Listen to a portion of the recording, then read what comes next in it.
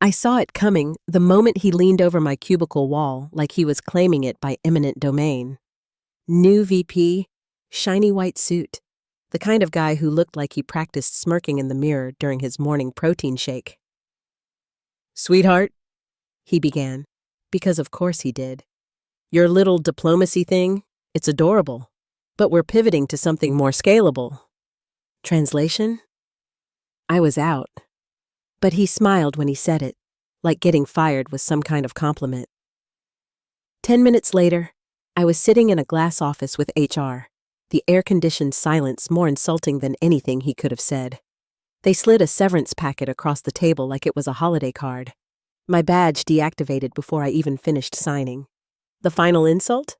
A tote bag with the company logo, like corporate swag, was a band-aid for gutting 7 enterprise accounts with one stroke of a buzzword pen.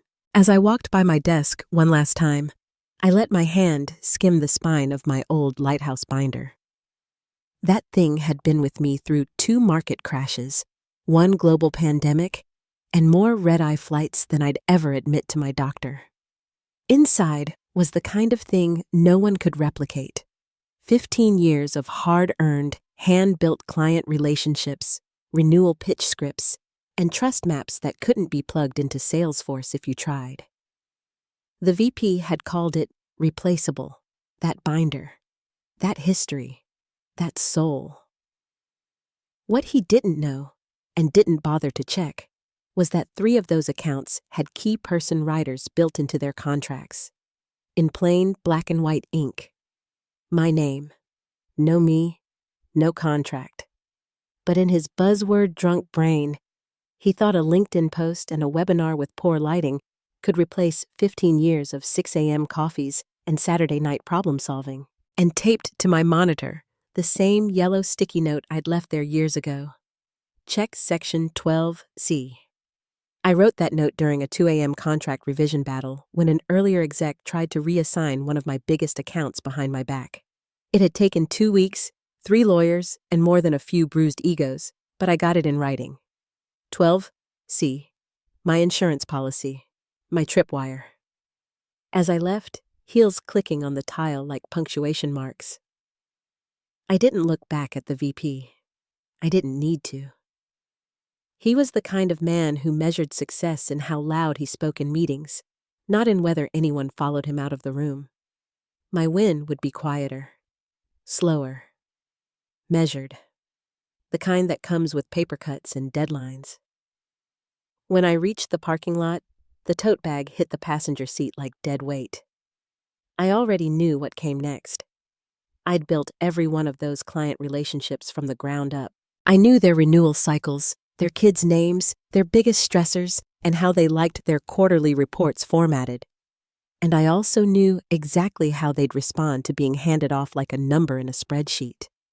I wasn't going to say a word. I didn't have to. Because sometimes silence doesn't mean surrender.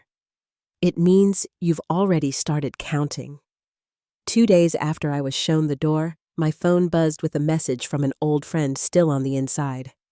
Apparently, the new VP, his name was Trent Whitaker, by the way, had just unveiled his client retention strategy. It was a single 45-minute webinar. Mass email blasts, PDF attachments, not a single call, not a single personal check-in, not even a half-hearted thank you note, just a clumsy performance delivered through bad lighting and jargon-stuffed slides. It was like watching someone try to fix a cracked foundation with glitter glue. Client number 1 blinked first. Though blinked is the wrong word. It was a full-on detonation. A polite, professionally worded email sent to the contract inbox. The kind that sounds calm unless you've lived in the world long enough to hear the legal thunder behind it. Per Section 14.2, due to the key person change, we are exercising our right to terminate for convenience, effective immediately. Read it again. That wasn't just a goodbye. That was a $9 million annual contract turned to ash. The kind of line that echoes in boardrooms and investor calls. That was the first domino. I'd built that account over 7 years, taken red-eye flights to meet them at 7 a.m. breakfasts, sat through a classical opera I didn't understand just to close a renewal. Bought the CFO's daughter Girl Scout cookies every season like clockwork. They weren't just clients, they were people. People I knew. And now? Gone.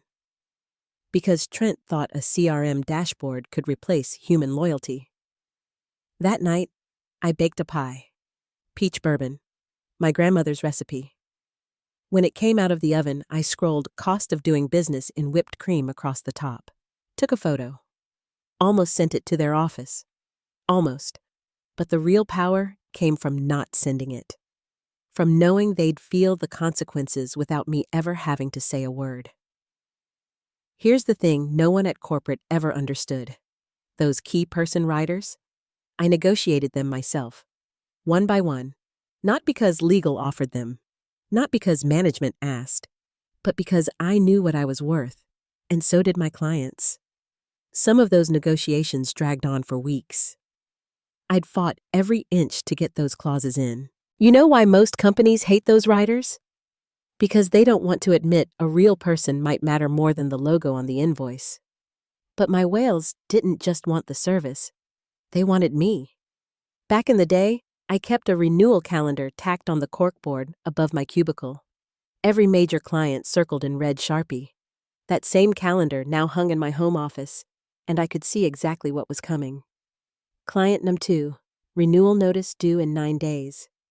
Client num 3, 15. I didn't need to call them, didn't need to send a single signal, because these weren't just accounts, they were relationships. They'd know what to do. I could almost picture Trent in his corner office, spinning his designer chair toward the window, delivering some buzzword-loaded speech to the CEO about natural churn during leadership transitions. Churn is what amateurs call it. We pros? We call it a slow bleed. And the second drop had just hit the floor. 3 days after client number 1 walked, my personal phone rang. Unknown number, Washington area code. I let it buzz once, twice. Then curiosity got the better of me. Hello? A warm, familiar voice responded, measured and polite, but loaded with subtext. Hey, just checking in. You okay? They weren't calling for my health. That was the kind of question that meant, are you available? Can we talk? Can we work something out? I smiled into the receiver. The bleed had begun, and they knew it. 9 days after that first termination, client number 2 sent in their own formal notice. No pleasantries, just a clean execution of Section 11B, termination due to key person change. The email was so emotionless, it might have been written by a machine. But I knew better. That account was mine. I'd nurtured it through the worst of the 2009 downturn. I still remembered sending the CFO a custom care package, a bottle of his favorite bourbon, and a rare box of the exact cigars he smoked at his wedding. You don't get that kind of loyalty with CRM software and templates. And now, gone. The entire deal dissolved in one click. Client number 3 didn't even wait for their renewal date. 4 days after client number 2 dropped, their termination landed in legal's inbox at exactly 12:06 p.m. I could picture the paralegal reading it mid-bite over a turkey sandwich. Same cause, same citation, same signature block. Another 7-figure account. Gone. The internal panic must have hit like a chemical fire. My friend in ops called it watching a kitchen burn while the chef insists everything smells fine. Leadership scrambled to launch what they called a rapid retention strategy. Translation? Meetings, PowerPoints, blame shifting. What they never addressed? The core truth. The clients weren't buying services. They were buying me. And Trent? He still hadn't figured it out. That's when the real comedy started. The CEO's executive assistant, who had never spoken to me directly in my 15 years at the company, sent me a one-line email with the subject, urgent, retention scripts needed no hi. No hope you're well. Just a demand. They assumed I'd drop everything and send them the very framework they had fired me for perfecting. Lighthouse, my system. But here's what they didn't know. Those scripts weren't company property. I licensed them, every year, at a set rate. That clause lived in the additional services section of my contract, signed off by prior legal, tucked in plain sight like a buried landmine. And the day they terminated me, that license expired, so I didn't reply. Instead, I pulled out my private archives, work logs, contracts, email chains, every signed Lighthouse licensing agreement going back 10 years, all marked clearly. Employee-originated methodology, licensed, not assigned. My performance reviews? They backed it up too. Her proprietary client retention framework resulted in X% increased renewals and Y% upsell. They even used the word proprietary, the arrogance of it, but that didn't stop them from trying to use Lighthouse again. That night, I spread the documents across my dining table like a general preparing for war. This wasn't revenge. Not yet. It was preservation. You don't fire the person holding your skeleton key and expect the doors to stay open. You document. You timestamp. You wait. Then, my phone rang again. This time, the caller ID said exactly what I expected. Martin & Sons Corp., my former employer. I stared at it for a moment, almost let it go to voicemail, but curiosity won again. "Per your contract," barked the voice on the other end. It was the CEO himself. "You are required to return immediately. We will seek to compel performance if necessary." I didn't flinch. I let him talk. Let him believe he was dictating terms.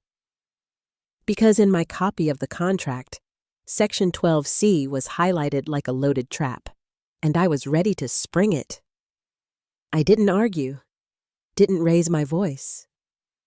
I gave the CEO something he didn't expect. "Fine," I said calmly. "Let's read the contract together." The silence that followed was thick, as if he suddenly realized he'd stepped on thin ice, just in time to hear it cracking. 5 minutes later, an invite hit my inbox. Emergency strategy session, mandatory attendance calendar block, 10 a.m. sharp. No agenda, just panic wearing a suit. I replied with a single line. "Please confirm counsel will be present." There was no way I was stepping back into that boardroom without legal eyes in the room, not when Section 12C was about to turn from footnote to firestorm. That morning, I dressed the way I always do when I'm going to war, but want to look like I'm going to brunch. Neutral silk blouse, tailored navy blazer, no jewelry except my wedding ring. Understated, controlled. I carried 2 things: a slim leather folio with 3 clean copies of my employment contract, and a folder marked in heavy black Sharpie, Lighthouse Agreements. Complete, the folio was for show. The folder? A loaded weapon. When I walked into the boardroom, the air was too cold, like every HVAC system in corporate America, set low enough to suppress emotion. At the head of the table sat the CEO, Mr. Caldwell, tie slightly crooked, coffee in a paper cup instead of his usual stainless tumbler. Small detail, big message. He hadn't slept. Trent Whitaker, the VP, was already leaning back in his chair with that cocky smirk he'd never quite grown into. HR sat to the side, papers in hand, lips pressed tight like someone trying to disappear behind protocol. The HR director kept making that little throat-clearing sound. I've learned to translate it over the years. "We stepped in it, and I know it, but I'm not allowed to say it." The CEO launched into the meeting like a man flinging sand at a fire. Words like obligation, disruption, and material damage flew across the table. Trent nodded along like a bobblehead. I didn't say a word until Caldwell paused to breathe. Then I reached into my folio, unzipped it slowly, and slid 1 copy of my contract to each of them: CEO, General Counsel, HR Director. "Let's read it together," I said evenly. From my blazer pocket, I pulled out 2 yellow sticky flags. One I placed gently on Section 12C, the other on Exhibit D, employee-originated accounts. I didn't have to explain what they meant. That wasn't the point. The point was to draw their eyes exactly where I wanted them, without distraction, without noise. General Counsel, a man named Richard Langley, adjusted his glasses and began to read. His eyes skimmed at first, quick, confident, dismissive. But then, the pen in his hand stopped tapping. His lips started moving, silently rereading one line, then another. He looked up at me, then back down, then to Exhibit D, then back to 12C. The expression on his face shifted from indifferent to puzzled to very still. Trent's smirk flickered. HR stopped shuffling papers. I stayed silent. Let it gather, because storms don't need words to get loud. Langley finally set his pen down, flattened his palm on Section 12C like he was pinning it in place. Then, in a slow, deliberate tone, he read aloud for the room. Upon termination without cause, 1. Non-compete and non-solicit clauses dissolve with respect to employee-originated accounts. 2. Any attempt to compel performance triggers a mandatory buyout equal to 2.5 times trailing 12-month revenue from said accounts. 3. Continued use of lighthouse materials post-termination without license constitutes willful infringement with fee shifting. He paused, read it again, silently. The weight of the words sank in like lead through water. Langley looked straight at the CEO, and then, without a hint of drama, just quiet, ice-cold clarity, he asked HR, "Did you terminate her?" Without cause. The question, simple as it was, hung in the air like a blade. HR didn't answer right away. The director, a woman named Denise, shifted in her seat, glanced toward Caldwell, then dropped her gaze to the table. It wasn't the kind of pause that says, "I'll check the file." It was the kind of pause that says, "We already know we messed up, and we're hoping no one says it out loud." The CEO cleared his throat and flipped through the contract as if another page might change the one he was staring at. But it was right there in black and white. Langley's silence grew heavier. You could see the math happening behind his eyes. 3 whales, all listed in Exhibit D, each with 7-figure revenue trailing 12 months. Multiply that by 2.5. Then add statutory damages for IP infringement if they'd touched Lighthouse after my termination. The kind of number that makes board members sweat and shareholders scream. I didn't say a word. Just let it land. Let the air be theirs, and the gravity mine. Trent looked at me again, searching for a crack in my armor, some hint I might fold. But I wasn't here to negotiate. I was here to make them read their own damn signatures. The room went still. No one wanted to speak next. No one wanted to be the first to say out loud what we all now understood. This wasn't salvageable. Not in the way they'd hoped. Langley was the one who finally broke the silence. He looked toward the CFO and said simply, "Pull the trailing 12-month revenue for the 3 accounts in Exhibit D." A junior analyst, nervous in a navy suit, slipped out of the boardroom like a soldier sent to defuse a live grenade. 10 minutes later, he returned. No one said a word as he whispered the totals to the CFO, who visibly paled and slumped back in his seat. Langley announced the number flatly. It didn't just land, it flattened the room. You could practically hear the sound of bonuses vaporizing. Then came the kicker. A timid voice from the operations manager, clearly regretting ever being promoted, spoke up from the side of the room. We did use her Lighthouse scripts last week." Dead silence. He said it like a kid admitting to breaking a neighbor's window, hoping maybe no one would notice. Every head turned toward me. I didn't flinch. I simply reached into the folder labeled Lighthouse Agreements, complete, and slid a single-page document across the table. Neat. Simple. clear. The most recent lighthouse license agreement. The expiration date? The exact day they walked me out. No renewal, no extension, no invoice paid. Which meant every use since then was unauthorized, and under Section 12C, willful infringement, fee shifting mandatory, and I had receipts. From my bag, I pulled out a slim packet. Access logs, I said calmly. I had security alerts set for post-termination use of my shared drive. I laid the logs on the table, timestamps, user IDs, IP addresses, a forensic trail of misuse. My voice didn't rise. I didn't need volume, because I've learned, in rooms full of men who think yelling equals power, whispering makes them lean in, and leaning in means they're listening. Langley scanned the logs. The CFO's pen started clicking nervously. Langley flipped a page, then set it down, face down, like it burned his fingers. Caldwell rubbed his forehead like he was trying to erase the numbers with friction. Trent had nothing left to say. The smirk was long gone, replaced by a 1,000-yard stare. His plan, his scalable model, was now a financial sinkhole with a legal invoice stapled to the side.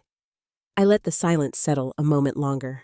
Then, I opened my folio one more time and pulled out 2 envelopes, labeled in clean handwriting. Option A, Option B. I slid them forward and waited.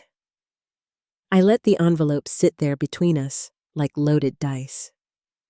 Trent stared at them like they might explode. I kept my voice calm, steady, almost pleasant. Option A, I said, tapping the thinner envelope. You retain me as an independent consultant, $900 an hour, 200-hour minimum, paid in advance, no net 30 games. I saw Langley's eyes flick toward the CFO, who was already calculating, poorly, how many hours 200 at that rate would chew through the department's budget. Additionally, I continued, Trent resigns, effective immediately, publicly. Same cheerful internal memo you used to announce him? You'll use it to send him off. Trent opened his mouth, but I raised one finger, not to silence him, just to remind him his voice wasn't needed. And lastly, I said, you issue a formal apology. Role misclassification. The language will be mine. You'll approve it, post it, and you'll mean it. Because if you don't, option B is already waiting. I tapped the second envelope, slightly thicker, slightly heavier, the one they didn't want to open. Option B, I said. I decline. I join a competitor who has already signed LOIs with my 3 whales. They know I'm available. They've seen the paperwork, and just like before, my name is on those key person riders. Again. A twitch went through Langley's jaw. I kept going. You wire the full buyout amount per Section 12C plus infringement damages. Due Friday, 5 p.m. Eastern. No extensions, no negotiations, no do-overs. Silence. They weren't looking at me anymore. They were staring at the table, at the numbers in their heads, at the memory of every arrogant decision that had led them to this moment. I rested my fingertips lightly on the envelopes, like a poker player teasing a winning hand. You can open them now, I said softly.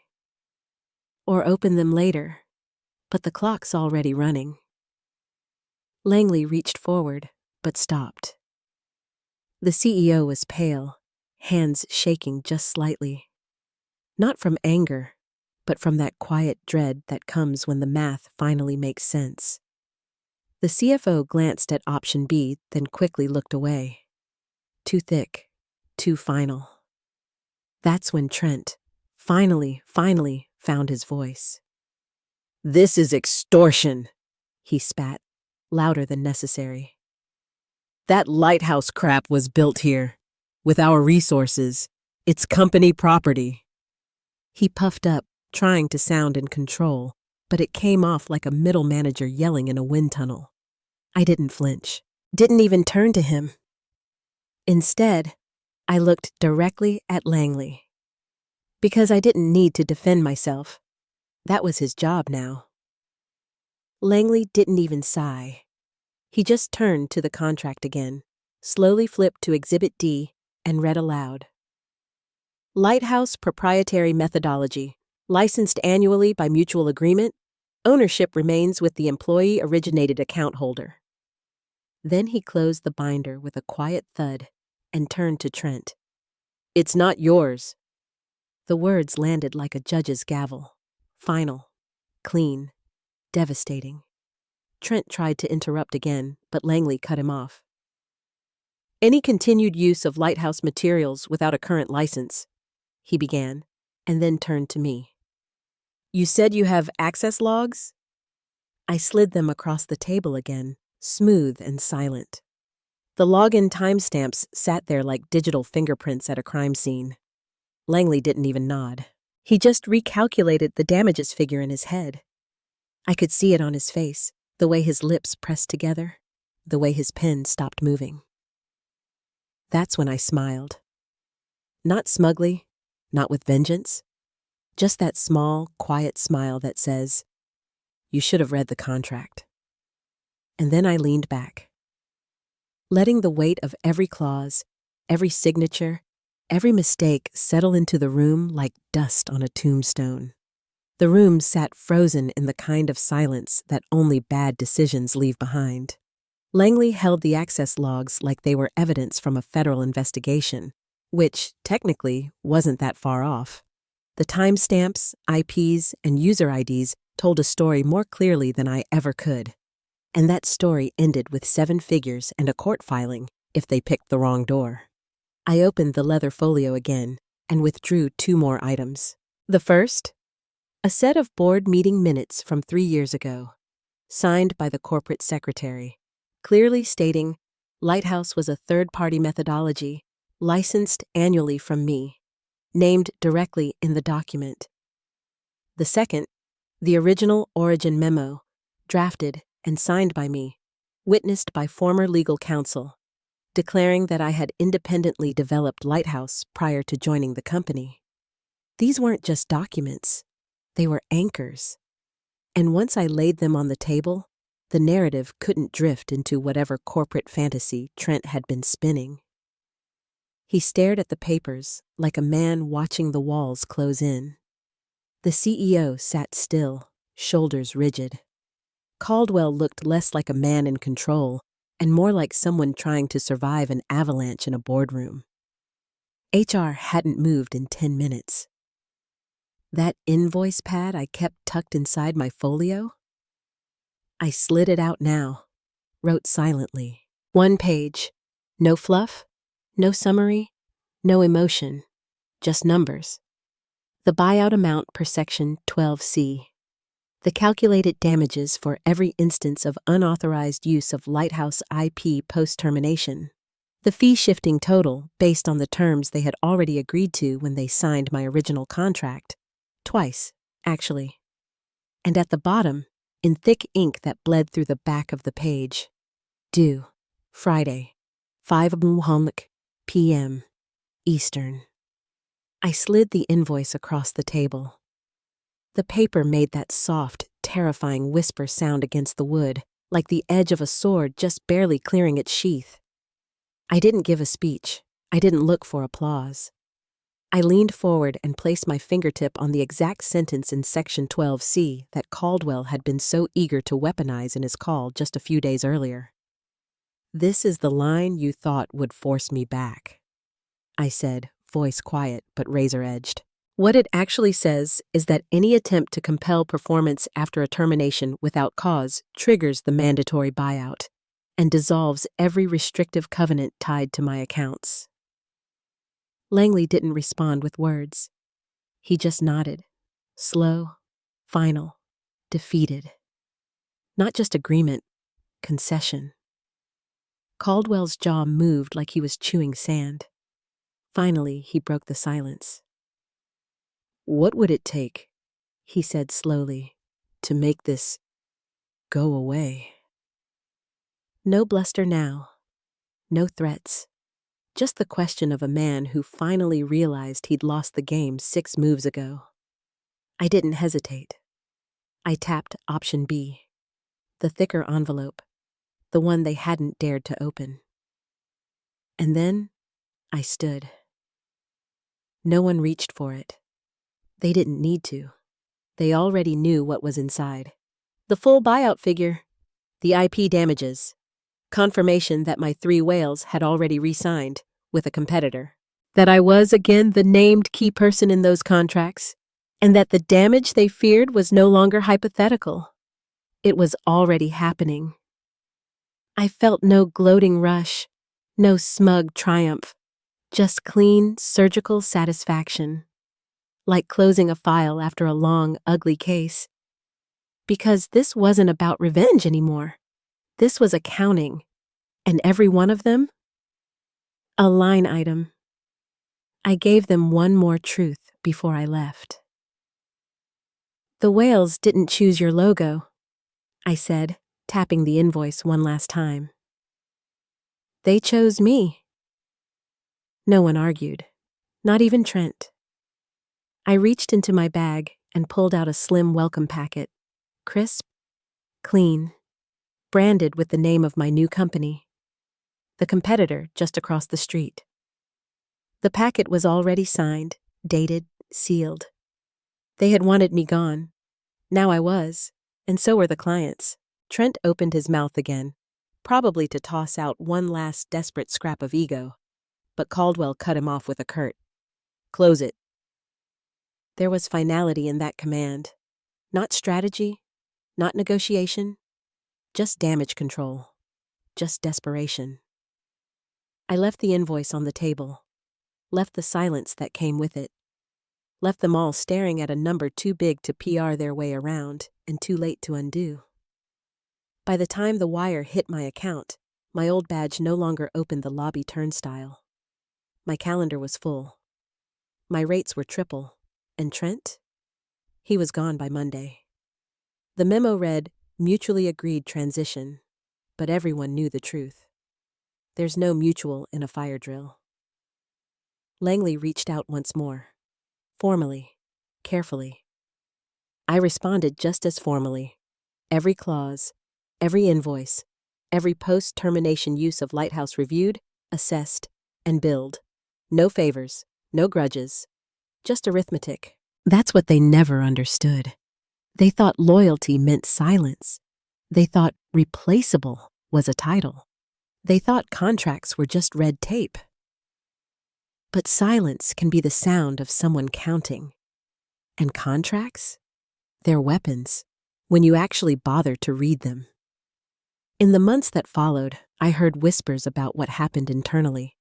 Ops reorganized, sales leadership turned over. The board launched a quiet investigation. Not into me, into them. Into why no one caught the clause. Why no one saw the churn coming. Why 3 legacy clients vanished overnight and 7 figures disappeared before the quarterly call. No one blamed me. How could they? They had signed everything. They had written most of it. And when they fired me, they handed me every trigger I needed. I didn't have to sabotage them. I didn't need to raise my voice. I didn't send a single warning. All I did was follow the process they ignored, let them walk into the trap they'd built themselves. And then I pulled the pin. Because the truth is, in business, they rarely teach you how to stay ready. They teach you how to climb, how to polish resumes, how to present. But they don't teach you how to prepare for the moment someone tries to erase you. They don't teach you what to do when a man in a too white suit leans on your cubicle and calls your career cute. So I taught myself, clause by clause, script by script, binder by binder. And when the day came, I didn't fight. I invoiced.